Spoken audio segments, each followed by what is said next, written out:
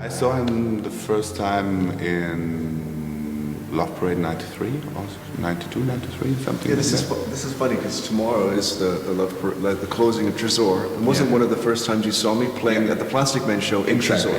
It was really amazing. It was in those times the music was pretty fast, you know, sometimes even faster.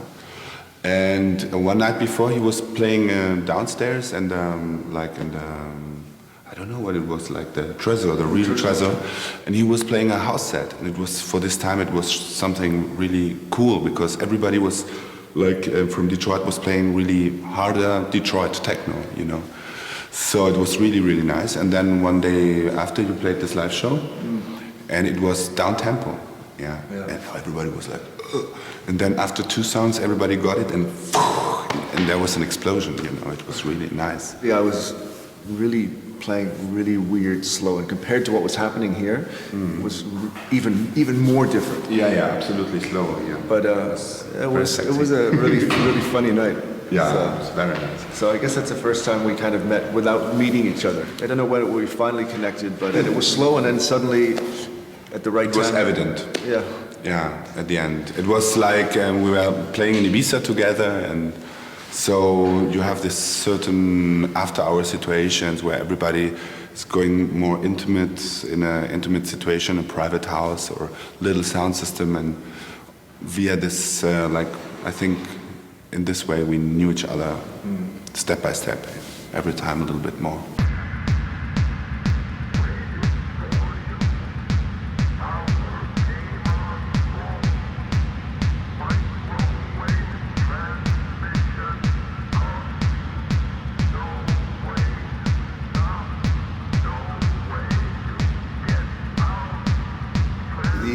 Answer to say why we get along, why we hang out, why we play together is because the essence of it, we love what we do, we love the music, and I think we're always looking and searching for something new. Yeah. You know, and we're searching for something new, but we're searching more or less for the same thing. You know, it's the thing to understand out of dance floor what is exactly the information that people have to get in this moment to have a very good time dancing and feeling the music, you know. But I would even take it one step further and say, you know, we experiment with this on the dance floor all the time, but it goes to any time you're listening to music, whether it's in the club, at home, or whatever. But sometimes something happens in your life when you're experiencing something, and it becomes so incredible and so important that you remember it for the rest of your life. These are these moments, and this is what I was always trying to create when I made music, when I DJ'd, and it was what I heard when I heard Ricardo play. And so together, the combination, it's like we're always thinking about what we've done, the music that we've loved, but also how to recreate or make that special thing happen again. And to do that, you can't do it by doing the same thing. You have to twist it and come up with a new thing. So it's always a new journey. We live what we do. This isn't our job. We do this. This is the only thing we feel in a way. It's really part of our personalities. So that's a real strong connection.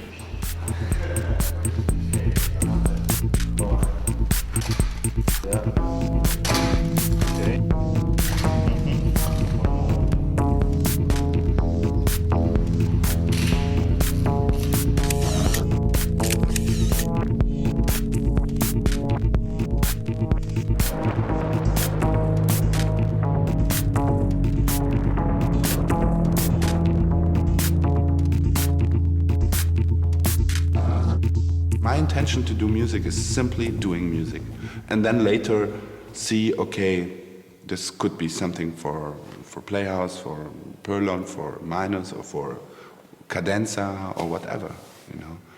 But it's important to focus on certain labels, not to do many things everywhere, you know. This is also the problem with remixes, that you have to do, you're selling a little bit, half of your soul for someone else, and you're appearing everywhere, and this is perhaps is not so good, you know. It took a very long time to remix it. Sometimes you never finish it. Yes. Sometimes I try to do some remixes and it doesn't work out or something, or I have too much respect for the song. And so it's complicated to do a remix sometimes.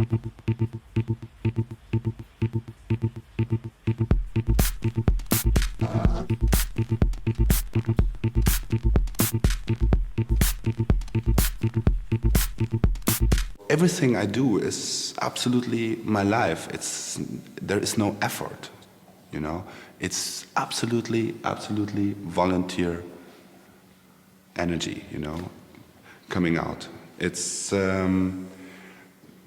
never think, oh shit, I have to play tonight or things like that, you know. Sometimes, if it's 4 nights in a row, the last night you think, oh shit, perhaps I have to play tonight, and I would like to be at home in front of the TV and doing nothing.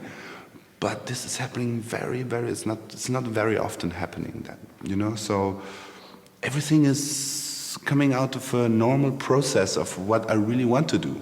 So this is the only way to handle this. And then everything is completely perfect.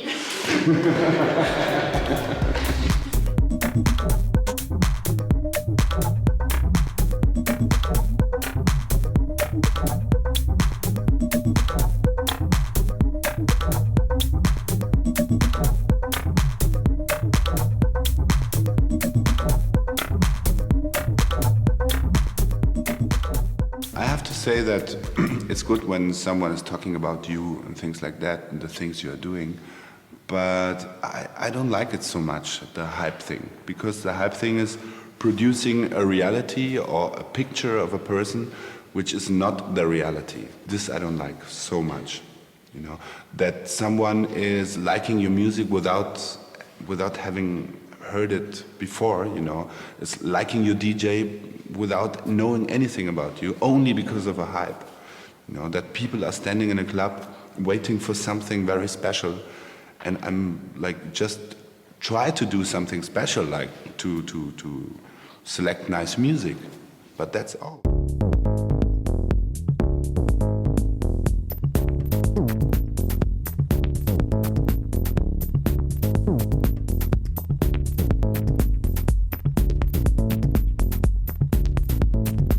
For me, it's not necessary to start an own label, because around me I have all these incredible friends, yeah, in a normal and professional way, who are doing everything, who are like having all the channels I need to project myself to the outside.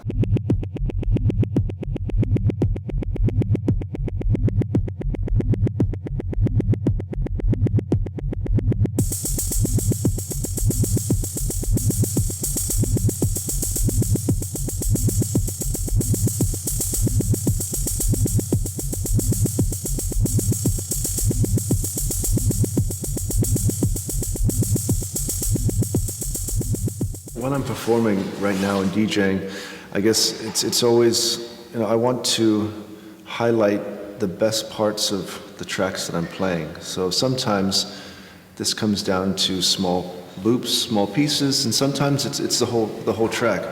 I think the best thing for me right now would be if all my favorite, well, not even just any, you know, all the artists or producers would just send me CDs, or a lot of people are actually uploading things to my internet server now. And that makes it easier for me to get into my computer and then manipulate them. You know, one of the hardest things for me the last years, you know, adopting new technologies like Final Scratch and Ableton and this and that, has been taking all the records and recording them into the computer. You know, I can't say I was doing this. Actually, my friend Magda was doing this. This is how we kind of started to work together. But there's always a lot of time between getting the record, getting it into the computer, and prepared and ready to play digitally.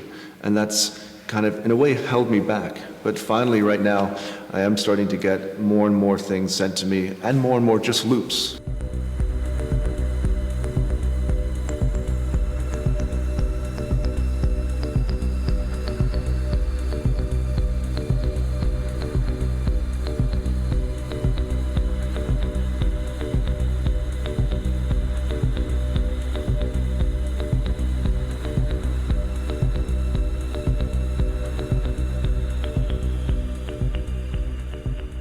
In the past, DJs were always great DJs, like, you know, Derek May, Laurent Garnier, all these guys, Ricardo, just they take the best parts and mix them together in a way that something special happens, so it becomes new again.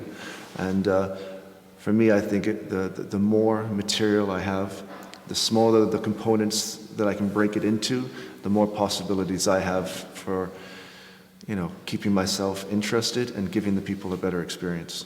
Performance is performance. You know, some people will say DJ is not really a performance, that you have to have guitars and stuff. Some people will say you have to have you know, a synthesizer. You know, it's, you know, I'm someone who gets up on stage and somehow manipulates, plays, you know, interacts with things to create something musical. And so I think, you know, even when I first started in Detroit, and I remember in 1988, 89, I was always taking this little effects box with me. So even then it was Dex Effects. And even then it was a little bit Dex Effects 909 because sometimes we had a drum machine down at the club. So it was always something more, you know. When I first heard Derek May play at the Music Institute in Detroit, they would have reel-to-reel tape machines going sometimes, and you know, and they were the first guys that I heard taking the EQ and taking, you know, the bass out of one song and bringing up the highs of another song and making it become completely like a third song that didn't exist. There's songs that I heard back then that I've never heard again in my life, and I know what songs they were, but they never again will they sound like that. And so you know, that was my introduction to electronic music. You know, it was always do whatever, perform, take the people and take them somewhere they've never gone before. And that's what I do. Is that DJing? Is that whatever? I don't know. I don't care what it is. You know, the more people try to figure out exactly what I do, the more they put me into one section, the more I'll try and, I guess, break out and come up with something new.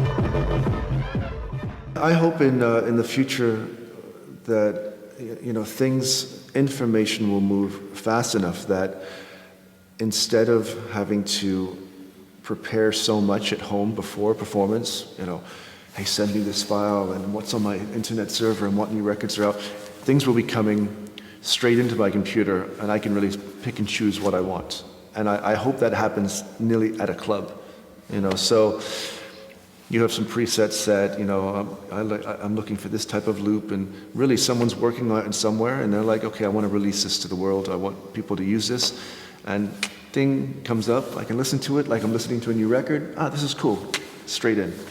That's what I hope. I hope things happen much more spontaneously. I'm not interested in records anymore, or turntables. I think it's really the way of the dinosaur.